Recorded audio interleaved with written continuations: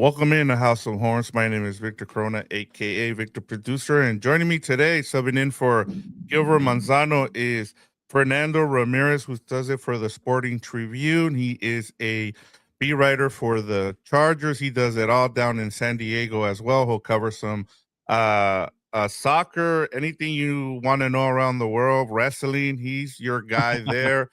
Fernando, we are here to talk about the Rams matchup the Monday Night Football matchup between the Rams and the Falcons to close out Week 17. I usually start the show here by asking Gilbert a question, so I guess I'll ask you. I know you, since you cover the Chargers as well. I saw that both of the teams, the LA teams, have been practicing at SoFi. How cool is that to kind of see the fact that they're using SoFi, and how nice is it to be able to use that facility, because now we're getting into late in the season. Well, I'm sure Stan obviously built that place, so I'm sure he wants to do that. But that's kind of the advantage, I guess, of the Dome Stadium, because tomorrow it's supposed to rain in LA. I think, right, still. Yeah, So the Chargers won't have to face anything with the weather. The Rams obviously are going to Atlanta. It's a Dome Stadium, so I'm I think that's the good part about having a Dome Stadium, is that when it comes to the elements, if you're not going to face them over the weekend in a game, then why do you need to face them there? So I think it's good for the Rams to kind of get back in the Dome, get a sense of things. But I also think this layoff has been very good for the Rams. I mean, I think they kind of needed a little bit of a break, especially after what happened with Puka. And obviously Sean McVay was heated. That I had never seen him that fired up in a press conference after that game. So I think what they needed was this little break.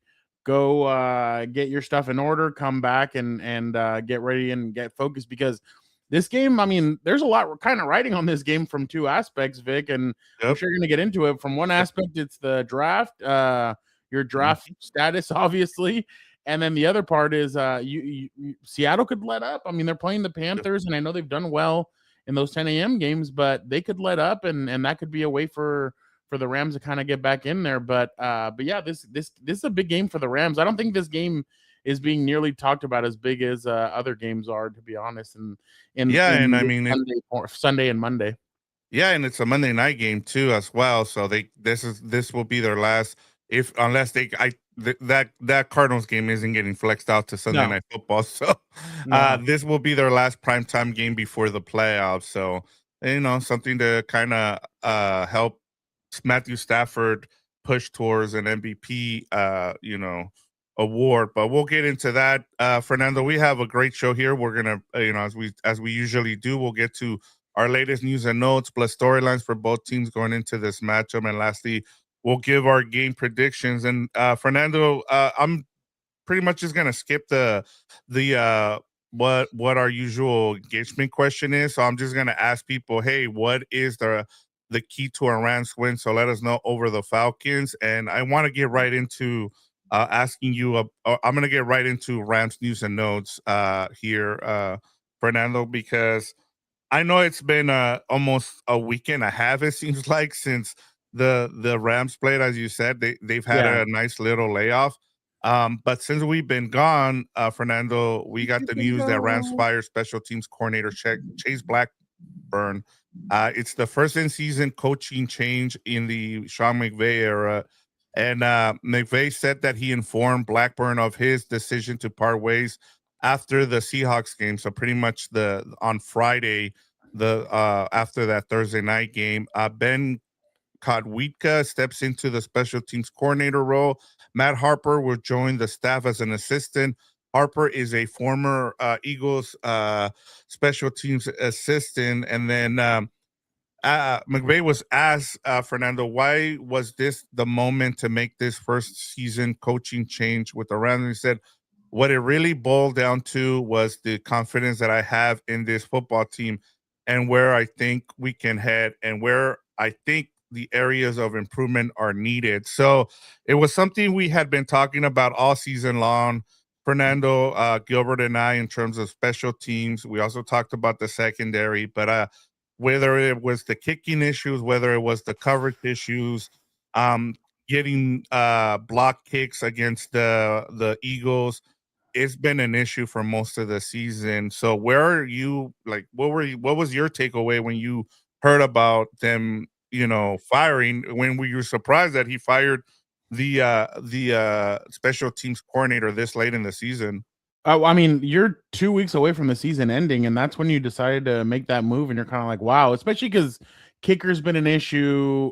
They've had issues, like you said, on special teams all season. I think I saw one of the guys that covers the Rams posted that all 4 losses, there was a special teams, error in each of those games that cost them, points or whatever you want.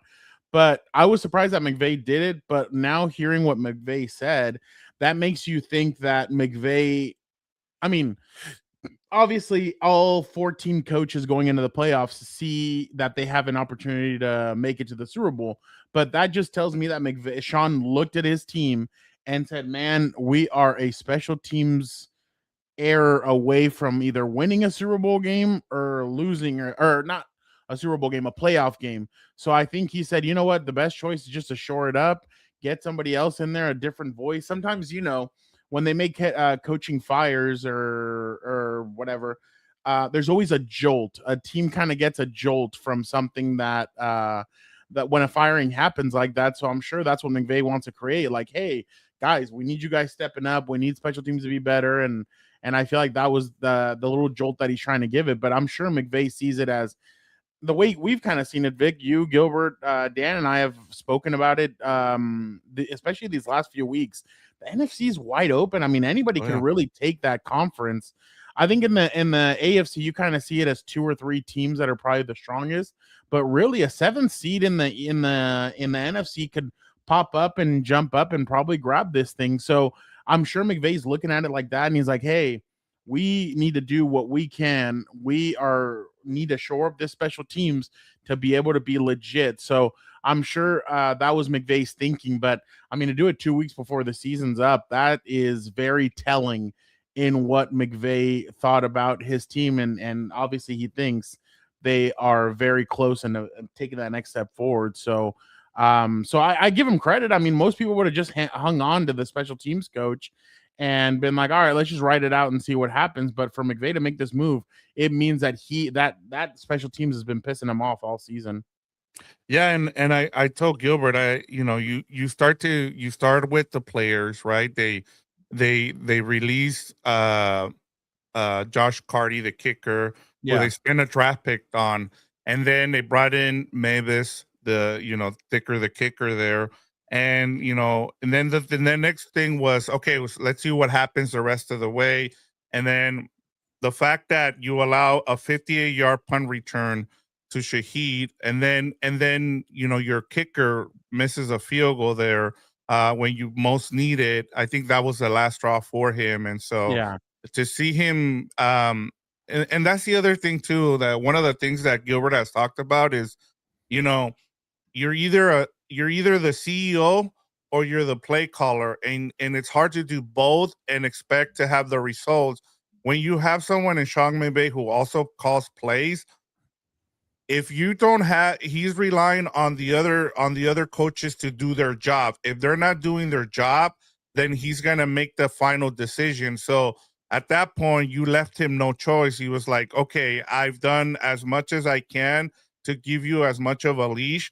Now it's time for me to let you go and bring someone else, because my end of the bargain, I'm taking care of here with the offense.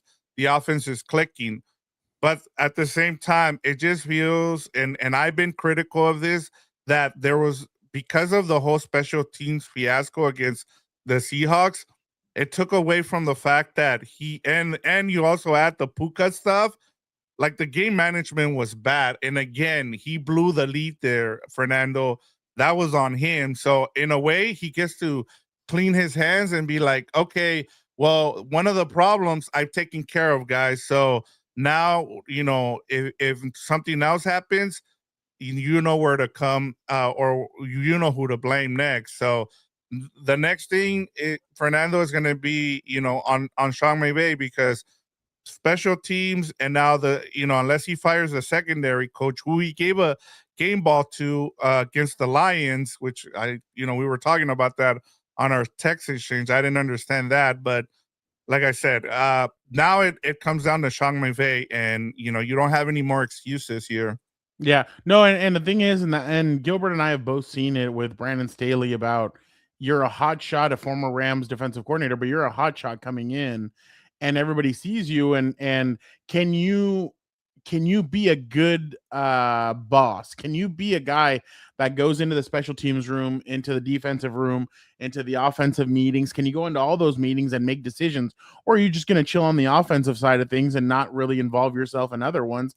I think McVay, from what I understand from talking about it with Eric and Gilbert and other people that cover the beat, they tell me that Sean's really good at all that stuff. So that, I mean, obviously here he had to make this tough decision, but yeah, that's Vic. I mean, the one thing I wish they wouldn't show on their post game celebrations is who they give game balls to.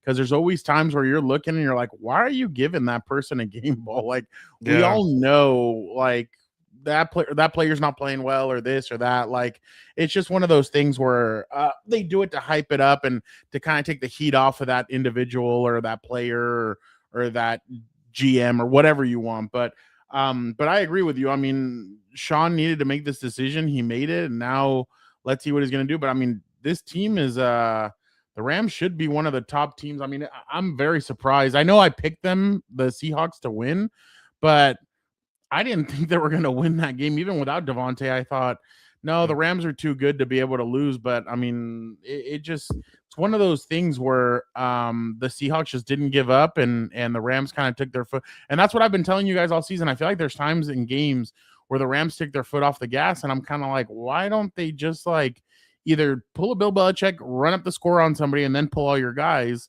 or I don't know, because like there was the Seahawks game, the first Seahawks game. I was there at SoFi, and I'm like, why are they letting the Seahawks hang around? Like, why can't you just end them? Because the only two times that the Rams scored, or 2 out of the 3 touchdowns, 2 of them were on Sam Darnold interceptions that they brought back to like the goal line. So kind of like, why aren't you putting this team away? Just end them. Like, why are you letting? And then obviously that missed kick at the end kind of helped them, but no, I definitely think that this Rams team is very very good. I mean, I did not know. If you would have asked me right now, does Kyren have over 1,000 yards? I would have told you probably not, but I'm surprised. I mean, he's been really good. Then Blake Corum's really turned a corner with them as well. He's close to 700 yards. So I think they have a 2 good back system. They have 2 good receivers. They have 3, I think, really solid tight ends that are starting to kind of get it going. So they have a good team for sure. I think it's more the defense when they play prevent is what keeps them in the. Well, yeah, that is true too. Like when you play prevent like the way they were, I mean, that's gonna hurt you as well. But yeah. I'm with ESG there. All right, let me continue on here with the news and notes. I'll be quick here. The Rams expect to open Quinn Lake's practice window next week. Rams defense, EPA per play rankings with and without Lake. With him, they were in rush. They were 3rd. Without him, they're 20th in drop back. They were 3rd, and now they're 11 without him. So he's been a big. They've really missed Quinn Lake's presence on the field. He's their captain. He was their green dot last year. And so he's a big leader. Hopefully they bring him back to Fernando. He is a free agent at the end of the season. The Rams have also designated cornerback Roger McCreary to return to practice. McVay said that they opened McCreary's window with the intentions of him being able to play. So it looks like he should be able to go. Roger McCreary should be able to go against the Falcons. Tight end Tyler Higbee and offensive lineman Rob Havenside will not be activated from IR this week. McVay said they are not quite ready yet. And then one last thing here, Fernando. The Rams have 4 Pro Bowlers: Matthew Stafford, Puka Nacua, Byron Young, and Jared Verse. Jared Verse is his 2nd in a row. Byron Young gets his 1st Pro Bowl. Matthew Stafford and Puka Nacua will be the starters. It sounds like Byron Young and Jared Verse will be reserves. So good on the Rams for getting 2. No Devontae? I didn't see Devontae on there. 14 touchdowns. Are we serious? But Yeah, 789 yards. I it's get weird. it, but And we can get into the whole. We can get into the whole Pro Bowl system. The fact that someone you cover Joe Alt. in alt getting a Yeah. Pro Bowl selection, even though he played what 7 games. Yeah, I 6. No, mean, he played 6 games, but only 4 of them did he yeah, finish. So yeah. no, I completely agree. I mean, when I saw Joe Alt's name, I'm like, is this because they've seen Herbert take the beating that he's taken, and they're Yeah. like, okay, yeah, let's give Joe Alt a nod. But I mean, that don't was get me weird. wrong. The 6 games he played, he was a Oh Pro yeah, Bowler. no, I completely. But like Devontae this year has been an end zone machine, and that's what the Rams have kind of been missing because obviously last year we saw it that because Cooper's level had kind of gone down, everybody was targeting Puka when they get in the red zone. And now that these guys are now that they have Devontae scoring 14 touchdowns is ridiculous for him. Like that he could. No, oh no, he's out for the year. Never mind. So, or they haven't said that, right? But that Is he Devontae's coming? out for. No, Yeah, he's for the coming rest. back. No, Yeah, but like for the playoffs, right? right. Yeah, but Yeah. remember, like that was our big talking point. Was like part of the reason you wanted the number one seed was so you could rest that use that bye week to give him an extra week because even this season he's just been giving veteran days off on Wednesdays and Thursdays, but he's been ready to go on Sundays or Mondays or whenever. That's what smart head coaches do. You let these Yeah. guys sit and they don't need to practice. I mean, Devontae, what practice hasn't he seen? I mean, he's seen everything. Yeah. So I completely agree. Yeah. All right, Fernando. Let's get to the Rams and Falcons Week 17 storylines here, and I kind of want to talk about and I like what this from AMS was saying here. He says that it's the best that the Bears lose to the 49ers because they play the Lions the last week of the season, and we need them to lose one to get the number 1 seed. So yeah, you need a lot of help, and that's why that Seahawks and that Carolina loss are just huge. And Carolina must beat the Seahawks to win decision and get the number 1 seed. So you need a lot of help if you're the Rams here. But I guess my question to you, Fernando, here in terms of, let's start off with the Rams in terms of their storylines. If you're McVay, how do you play the rest of the season here? How do you play with those 2 games? You have to win these last 2 games, or do you wait till the last game and see, hey, well, depending on where we're at, do I rest guys? How do you go about it? I guess you want to win this game against the Falcons and then go from there, I guess. But how do you play it if you're the Rams? Do you just you settle for the number 5 and take your chances with either the Bucks or the Panthers in the first round? You never settle, but Yeah. Yeah. I'd go at this game hard. You play this game, you go out there, you leave it all on the field, and then you reevaluate after the week's up. If the Seahawks did not lose, if nothing kind of went your way, then next week might as well sit Matthew. Matthew does not need to play next week, no matter unless the number 1 seed's up for grabs, then he needs to play. But I wouldn't play him. I wouldn't play Puna Ford. I wouldn't play some of these other guys just because you want to get ready for the playoffs. And it seems like McVay's system has worked in the past where guys sit and they're ready, obviously, for the first game. But I definitely think that they do need to reevaluate after this is over and see, because I know that they have the whole but like the 49ers keep on winning. If the 49ers, that's the thing, the 49ers beat the Bears this weekend and then the Seahawks beat the Panthers, I mean, you basically need to just gear up and get ready for the playoffs. But because honestly, the way Arizona's playing, your backups Jimmy G could beat Arizona. I just don't know if he'd go Jimmy G or if he'd go. I know in the past he's like going with Stenson, but Jimmy G could definitely beat the Arizona Cardinals with guys. Obviously, Puka would not play.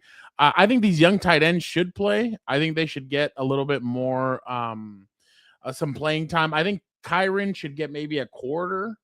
and then that's it. But and then if you lose this game against the Falcons, and yeah, against Arizona, you're not playing anybody. You might as well should just bring guys up from the practice squad and let them play, because there's no reason you should be risking any of these players. But that's kind of mine. I've always liked that McVay sits guys in the last game of the season if there's nothing to play for, just because I want to see he knows how important the playoffs is. He knows that they kind of need a rest, especially like the Rams. I mean, their bye week was what, back in October?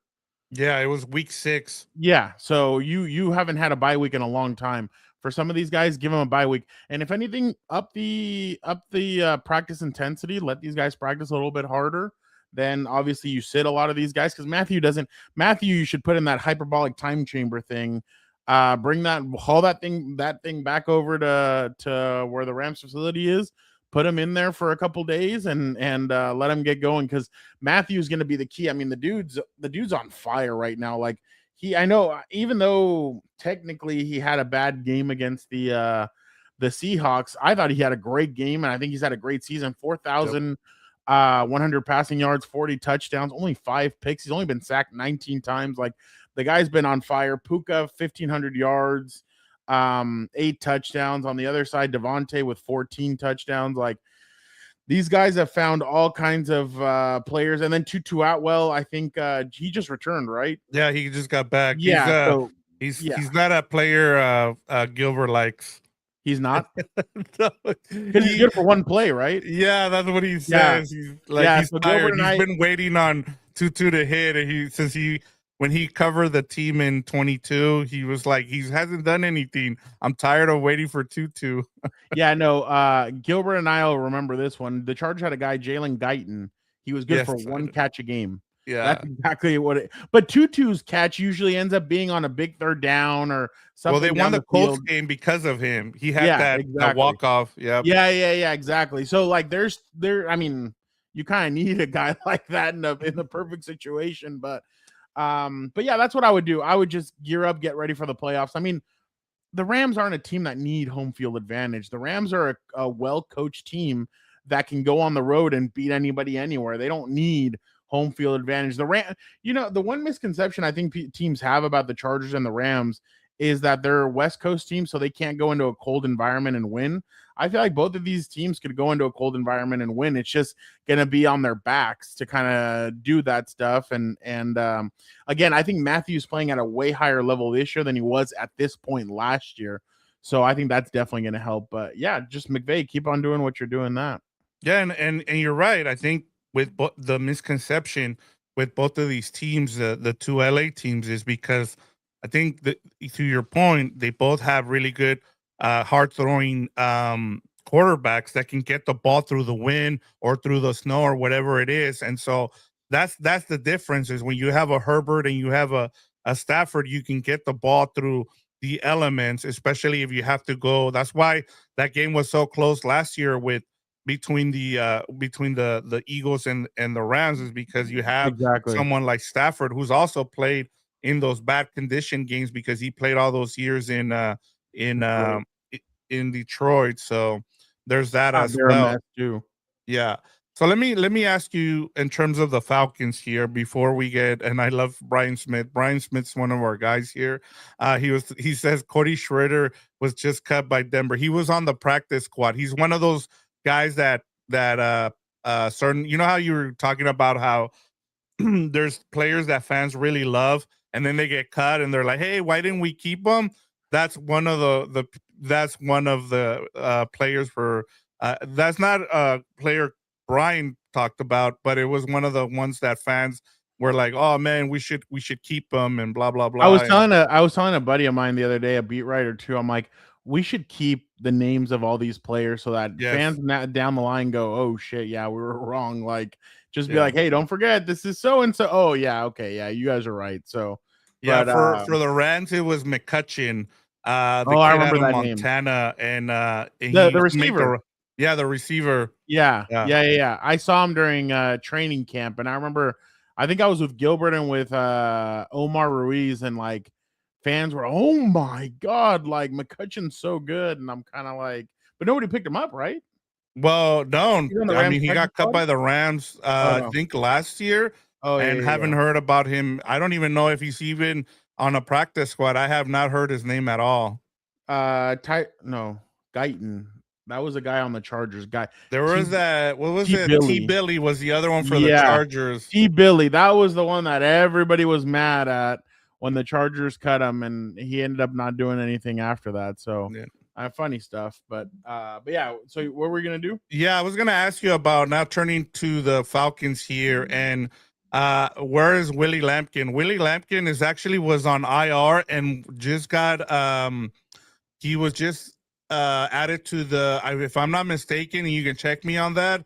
He was added to the Eagles roster. He might still be on their practice squad, but he was another one that a lot of people like as a center this during preseason, but he was cut, and then they were hoping to bring him back, but the Eagles picked him up, which was smart by them. I know he's on the Eagles roster, but he might be on their practice squad. He is on the Eagles. Let me see. Yeah, on the practice squad. Yeah, he's on their practice squad. Yeah, he was on IR. And he was reinstated from IR a couple of weeks ago. I did see that. But in terms of the Falcons, how big is this game for them? Because if they lose this game, that means the Rams continue to climb in terms of that draft pick.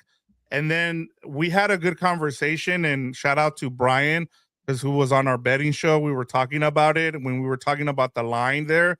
Do you see McVay trying to blow out the Falcons, or do you think that he'll try to make sure that it stays close so they don't fire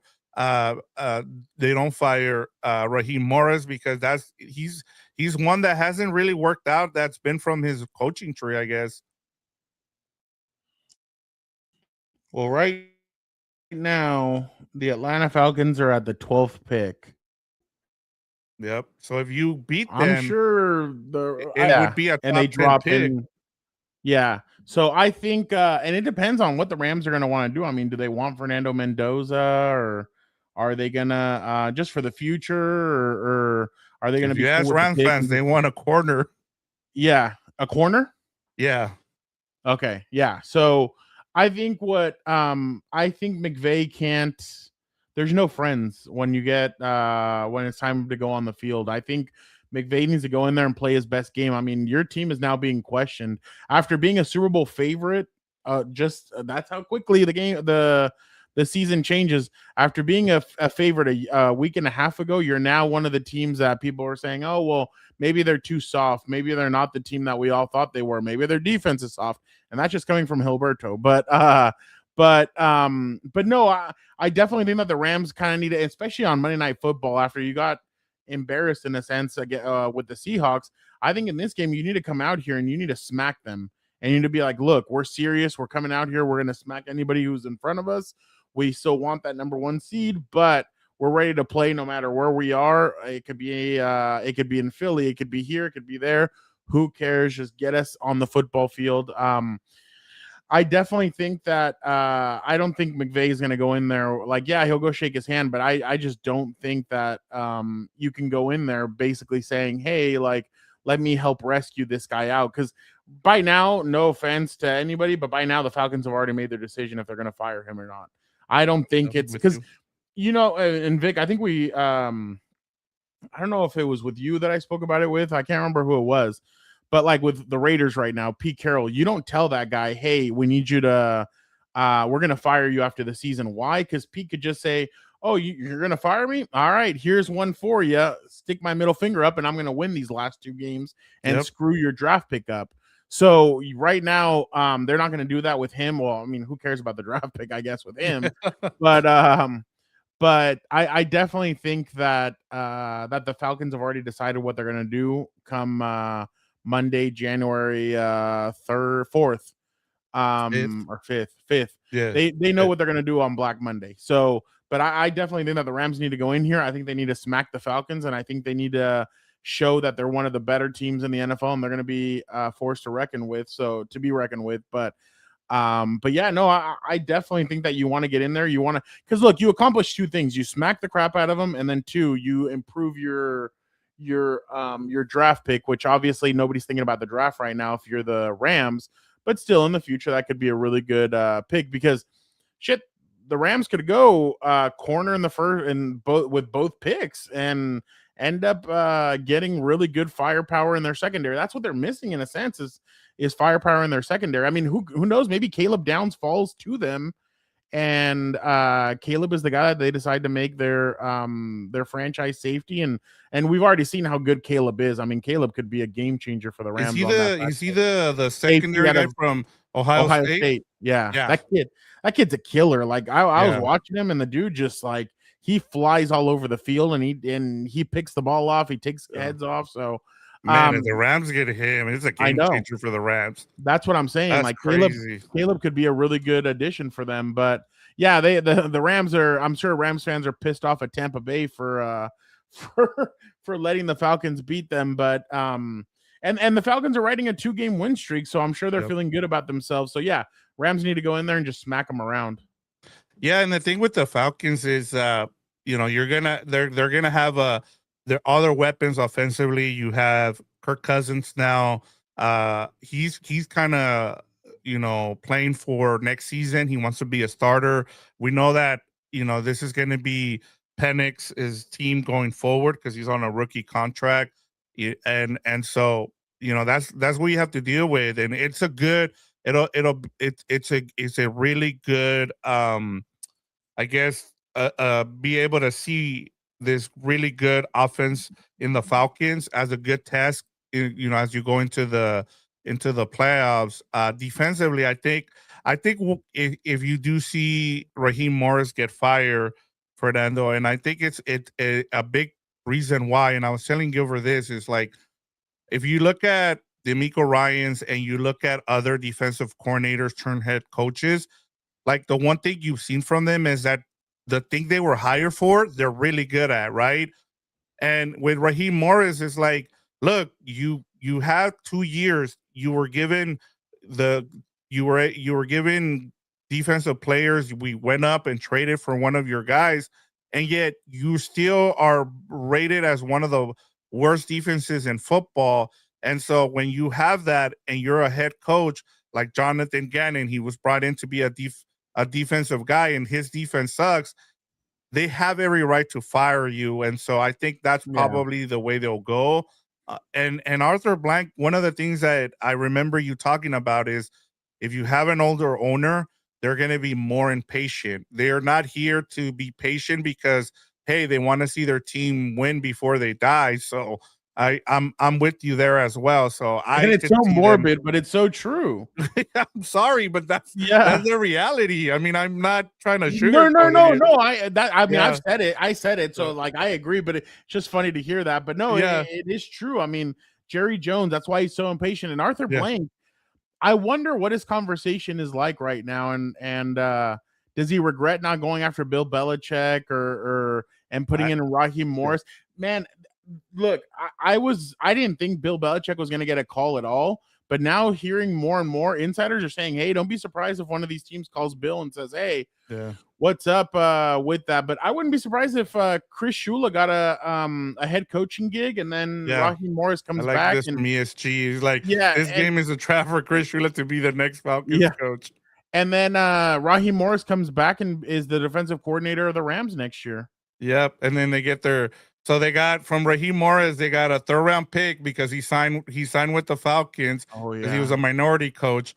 They got a 1st-round pick out of him for getting him a defensive, and then they bring him back. I don't think they would bring him back though. I think he wants to probably bring in someone else would be my guess. Maybe. Because I think he's going to try to reshuffle both the defense if Chris Shula leaves. That is if. And I also wonder if Aubrey Pleasant gets a shot at being the defensive coordinator, their cornerbacks coach, because he's well loved in that room. So it's the team that like the Chargers assistant general manager. Yes. If the Giants hire him as their GM, the Chargers get the 2 3rd-round draft picks. because they Yes. produced him. Okay. Yeah, and the same thing happened with the Lions when the Rams GM, but it's because he's a minority. Like Yeah. Jay Gladstone went to the Jaguars. They don't get a draft pick for him. Oh wow. White. Okay. Sorry, I mean. Yeah, you're good. You're That's good. just I how get it it. works. Yes. Okay, awesome.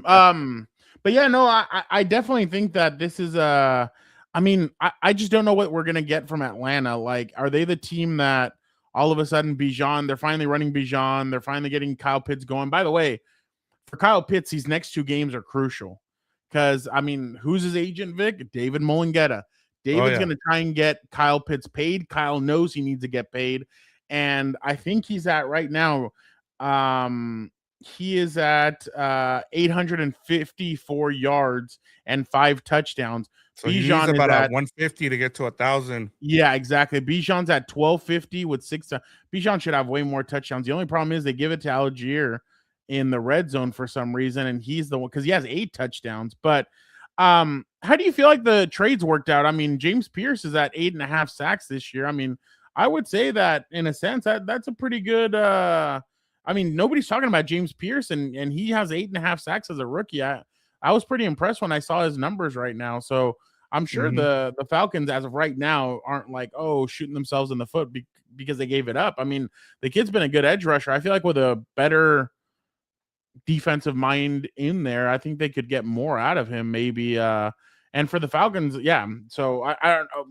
It seems like it was a good trade. No, it was a good trade for the Falcons. It's just the problem is that they haven't won enough. Like and they were one of those teams that they beat the Bills. This should have been the year with the Buccaneers down.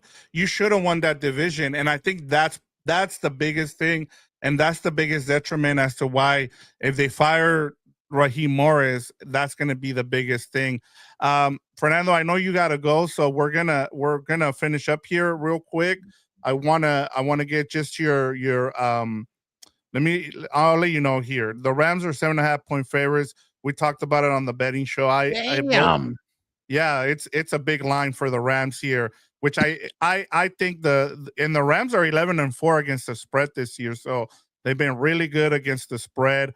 And then the over-under is 49.5, which tells you that they're expecting a lot of points to be scored in this game, with both of these defenses kind of struggling lately, especially the Rams since they haven't had Quinn Lake. And so I said on the betting show that I think the Rams will win this game. I just think that the number is way too high. Like when I posted earlier in the week, it was 8 points. So I like the Rams here, but I like the Falcons to cover here, and I also like the over. But I just wanted to get your prediction here, Fernando. What do you have for this game? How do you see it going for this Monday night game between the Rams and the Falcons? The Chargers are 9-6 against the spread. That's pretty funny. Yeah. To see like the 11 and yeah, 4. but it's been weird because of all the injuries. A lot of the time we talked about it is the fact that well, Gilbert was the injuries, the other teams have been favored. Like that Cowboys game, the Cowboys were favorite. Yeah. What 2.5? I was like, wow. No, at one point it was 4.5, and it dropped to 2.5, which we were like, this is ridiculous. Like, I think the Rams win. I think they're going to have a comfortable. It's going to be uncomfortable the first 2.5 quarters, and then I think the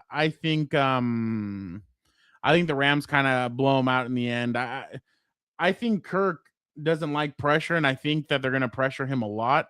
I think they're going to force him into mistakes. Oh God, what's the corner 14? He's really funny. I can't remember. Kobe Durant. Kobe Durant. I spoke to him after the which game did he have the pick six? That was against the Bucks. Tampa Bay Bucks. So we were talking after the Tampa Bay Bucks game. That kid is funny. I'll say Kobe has a pick in this game. Also, I'll say. Do you give it like just say?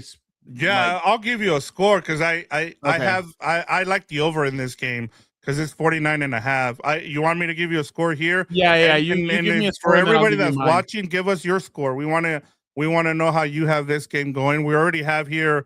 Brian says indeed the Falcons are covering, and we have ESG says Seattle handled the Falcons with Cousins handling at Atlanta, so I expect us to do the same.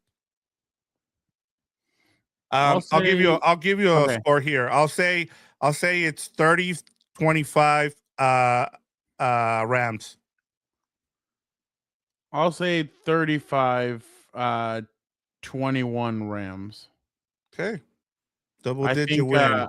yeah, I think they're gonna go. I think this is gonna be a heavy dosage of Blake Corum and Kyron Williams.